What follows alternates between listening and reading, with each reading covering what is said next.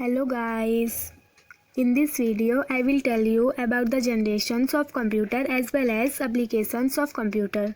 So let's start the video. First of all I will tell you the generations of computer.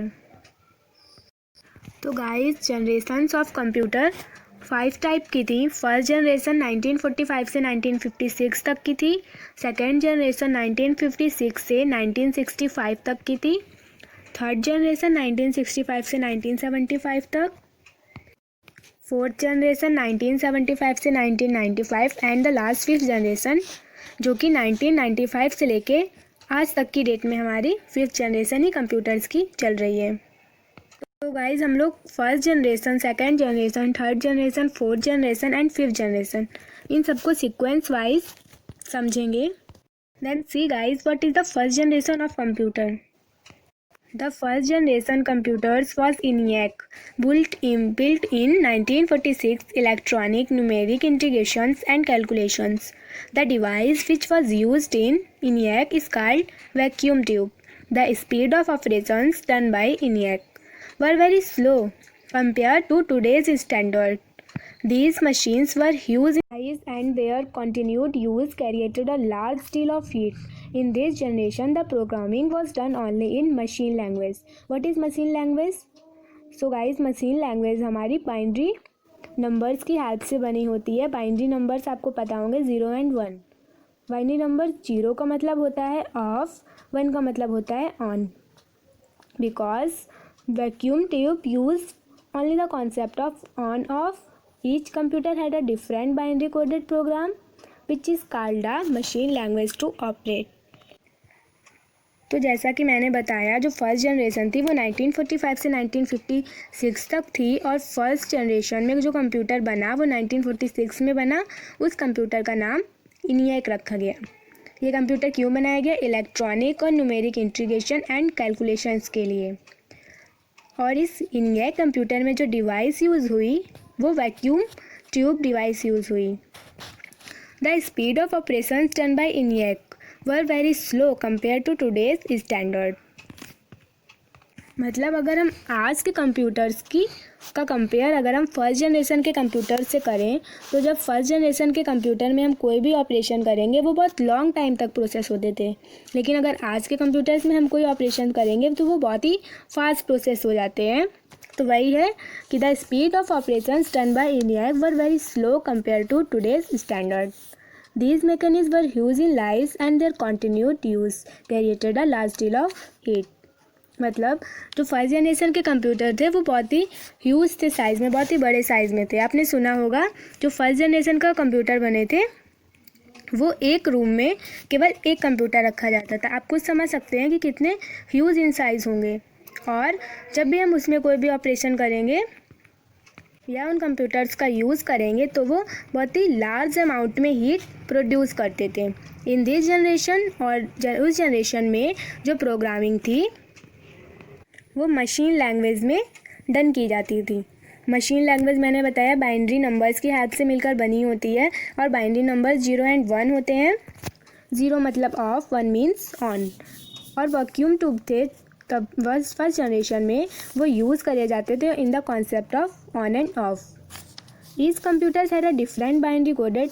प्रत्येक computer में different binary coded होते हैं, binary coded के programs होते हैं which is called a machine language to operate. अब first generation का जो कंप्यूटर्स थे उनके एडवांटेज क्या थे? Vacuum tube was use in the concept of on and off और वे बहुत ही फास्ट एट कैलकुलेटिंग डिवाइस भी थे. और फर्स्ट जनरेशन के कंप्यूटर्स के डिसएडवांटेज थे very large in size, very costly, not much reliable. मतलब साइज़ में भी बहुत लार्ज थे, बहुत ही कॉस्टली भी थे और ज़्यादा विश्वसनीय भी नहीं थे. फर्स्ट जनरेशन के कंप्यूटर्स के एग्जाम्पल्स हैं ENIAC, EDVAC, IBM 6S0 etcetera. I hope आपको फर्स्ट जनरेशन के बारे में समझ में आया हो. So let's move to the second generation of computer. So guys जो सेकेंड जनरेशन ऑफ कंप्यूटर थी वो 1956 से 1965 तक थी. तो देखिए in the second generation transistor were used in a device compared of semiconductor natural that implies a sign or open or close a circuit second generation replaced machine language with assembly language.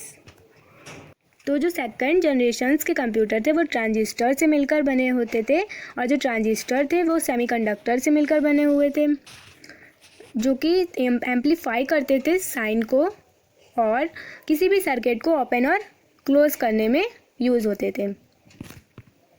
और साथ में ही second generations के computer में machine language को assembly language से replace कर दिया गया था। तो सेकेंड जनरेशन्स के कंप्यूटर्स के एडवांटेज है, size of machine is small than the first generation, move speed more speed than first generation. मतलब जो सेकेंड जनरेशन के कंप्यूटर था उसका जो साइज़ था वो फर्स्ट जनरेशन के कंपैरिजन में स्मॉल था, और जो स्पीड थी सेकेंड जनरेशन की कंप्यूटर्स की वो भी फर्स्ट जनरेशन के कंप्यूटर से ज़्यादा थी। डिसएडवांटेज क्या है, वेरी कॉस्टली थे। कंपोनेंट्स आर मैनुअली असेंबल्स, मतलब जो कंपोनेंट्स थे कंप्यूटर्स के वो बहुत ज़्यादा पुर्जे लगा के बनाए गए थे। सेकेंड जनरेशन कंप्यूटर्स के एग्जांपल हैं यूनिवैक, IBM 7090। अब थर्ड जनरेशन ऑफ कंप्यूटर, तो थर्ड जनरेशन जो कंप्यूटर की थी वो 1965 से 1975 तक थी। The third generation computers are based on the technology of integrated circuit. It contains many transistors. During the third generations of computers, the central processing unit, which is CPU. CPU का full form होता है Central Processing Unit. So, Central Processing Unit was constructed by using many integrated circuits.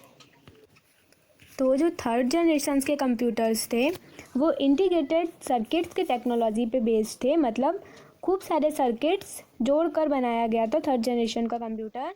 It contains many transistors, इसमें transistors भी contain थे। और third generation के computers के दौरान जो CPU हमारा था वो कई सारे इंटीग्रेटेड सर्किट से मिलकर बना हुआ था। थर्ड जनरेशन के कंप्यूटर के एडवांटेज है, small in size, more reliable then first generation and second generation, required less power.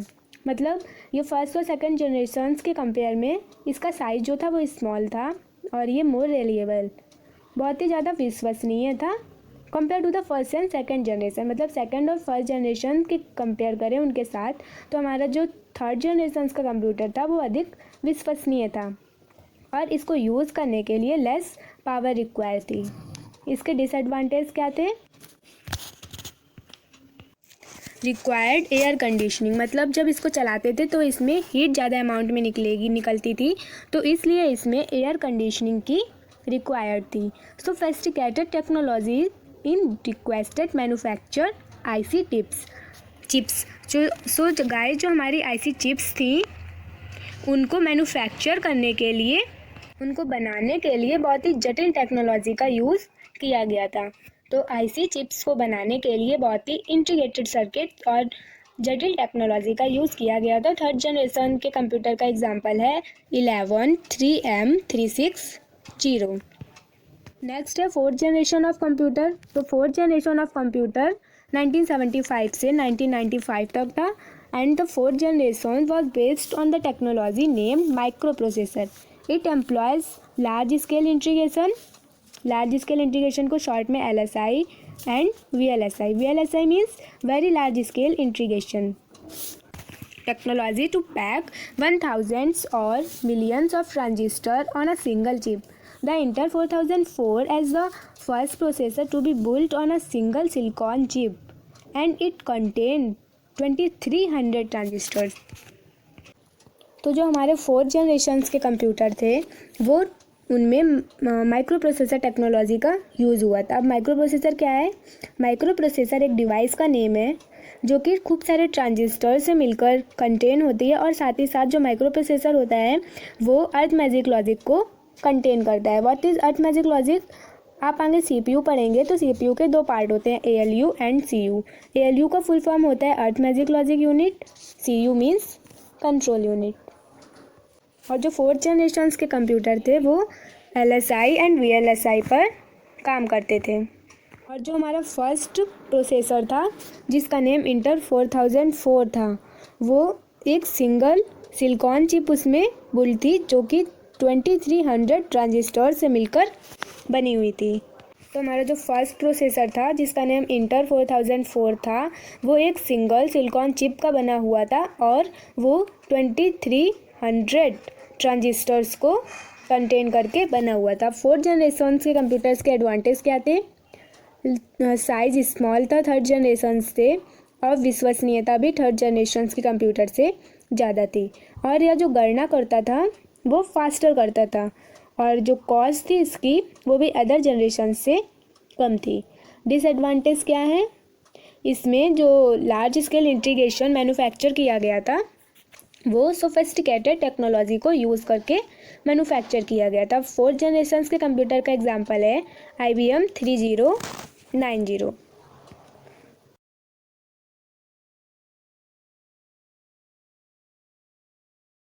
तो हमारी जो फिफ्थ जनरेशन थी कंप्यूटर की वो 1995 से लेके आज तक की डेट में कंप्यूटर्स की फिफ्थ जनरेशन ही चल रही है। तो the fifth generation computers are very large scale integration. Very large scale integration का short form VLSI। It uses the concept of parallel processing, real time computer. This generation aim to have computers with some knowledge of real world with reasoning. तो जो fifth generation के computer थे उन्हें very large scale integrations के लिए use किया जाता था, और it uses the concept of parallel processing unit. और ये जो फिफ्थ जनरेशन के कंप्यूटर थे वो पैरेलल प्रोसेसिंग पर बेस्ड थे। अब पैरेलल प्रोसेसिंग क्या होता है? तो देखिए, इसके पहले फिफ्थ जनरेशन्स के पहले फोर्थ जनरेशन्स तक जो कंप्यूटर्स बने थे उनमें पैरेलल प्रोसेसिंग यूनिट मतलब पैरेलल प्रोसेसिंग पर बेस नहीं थे। अब पैरेलल प्रोसेसिंग क्या है? सपोज़ करिए हम किसी भी कंप्यूटर में कई सारे इंस्ट्रक्शंस को एक साथ एग्जीक्यूट करा रहे हैं, तो शायद तो पहले के कंप्यूटर्स में एक साथ एग्जीक्यूट भी ना हो खूब सारे इंस्ट्रक्शंस, और बाई चांस अगर खूब सारे इंस्ट्रक्शंस एग्जीक्यूट हो भी गए तो उनकी प्रोसेसिंग फास्ट नहीं होगी, बहुत ही स्लो होगी। जब प्रोसेसिंग स्लो होगी तो हमें रिजल्ट भी जल्दी नहीं मिल पाएगा। लेकिन जो फिफ्थ जनरेशन के कंप्यूटर हैं उनमें पैरेलल प्रोसेसिंग यूज़ हुई है। अगर हम फिफ्थ जनरेशन के कंप्यूटर में कई सारे इंस्ट्रक्शंस को एक साथ एग्जीक्यूट करा रहे हैं तो प्रोसेसिंग भी उनकी फास्ट होती है और हमें रिजल्ट भी जल्दी प्रोवाइड होता है। और ये जो फिफ्थ जनरेशन के कंप्यूटर हैं ये जो है वो नॉलेज ऑफ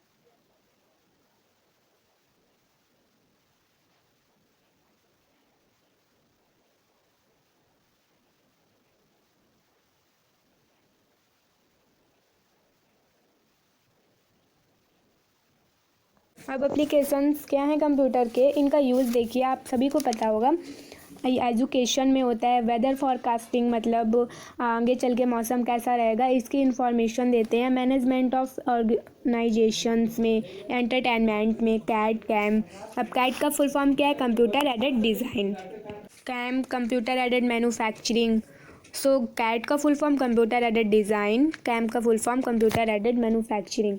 ईमेल में यूज़ होते हैं, साइंटिफिक एप्लीकेशंस में यूज़ होते हैं, मेडिकल्स में यूज़ होते हैं कंप्यूटर्स, स्पोर्ट्स एक्टिविटी में यूज़ होते हैं, बिजनेस एप्लीकेशन में यूज़ होते हैं, इंजीनियरिंग डिज़ाइन में यूज़ होते हैं, फैशन डिज़ाइनिंग में यूज़ होते हैं।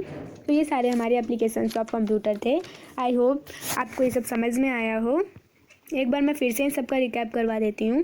तो देखिए, जो फर्स्ट जनरेशन के जो कंप्यूटर थे उनका टाइम था 1945 से 1956 तक। फर्स्ट जनरेशन का फर्स्ट कंप्यूटर 1946 में बिल्ड किया गया था जिसका नेम था इनियक।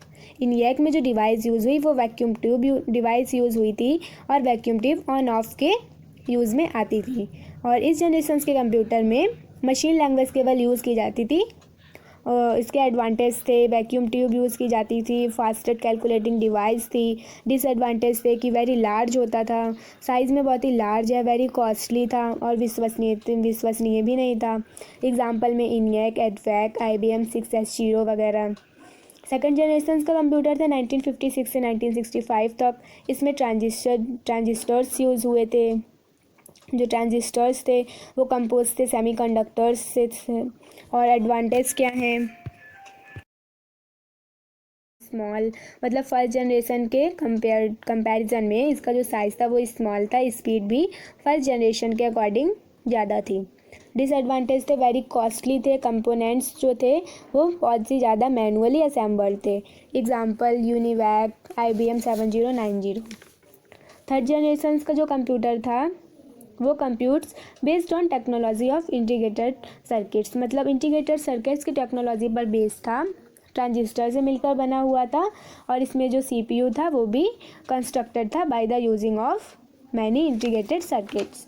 इसके एडवांटेज थे कि मतलब इसका जो साइज़ था वो स्मॉल था फर्स्ट और सेकंड जनरेशन के कंपैरिजन में, और ये विश्वसनीय भी ज़्यादा था, और इसको चलाने के लिए लेस पावर यूज़ होती थी। डिसएडवांटेज है required air conditioning sophisticated technology in use manufacturing IC chips. Example 11 3M 360। तो एग्जाम्पल है 11 3M 360।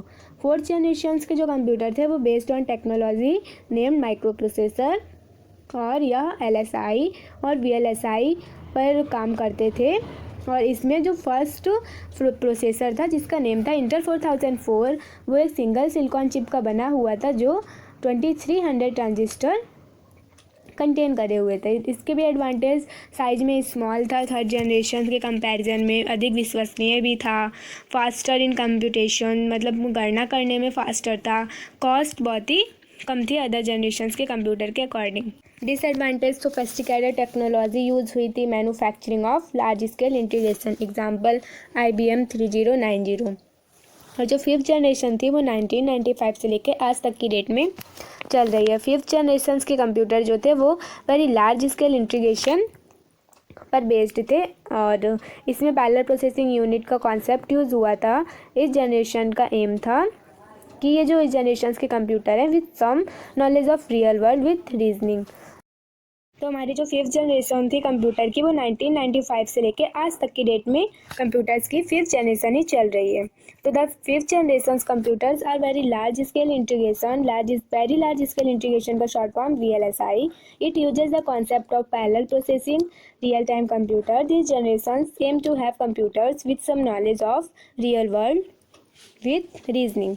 तो जो फिफ्थ जनरेशन के कंप्यूटर थे उन्हें वेरी लार्ज स्केल इंटीग्रेशंस के लिए यूज़ किया जाता था, और it uses the concept of parallel processing unit. और ये जो फिफ्थ जनरेशन के कंप्यूटर थे वो पैरेलल प्रोसेसिंग पर बेस्ड थे। अब पैरेलल प्रोसेसिंग क्या होता है, तो देखिए इसके पहले फिफ्थ जनरेशन के पहले फोर्थ जनरेशन तक जो कंप्यूटर्स बने थे उनमें पैरेलल प्रोसेसिंग यूनिट मतलब पैरेलल प्रोसेसिंग पर बेस नहीं थे। अब पैरेलल प्रोसेसिंग क्या है, सपोज़ करिए हम किसी भी कंप्यूटर में कई सारे इंस्ट्रक्शंस को एक साथ एग्जीक्यूट करा रहे हैं, तो शायद तो पहले के कंप्यूटर्स में एक साथ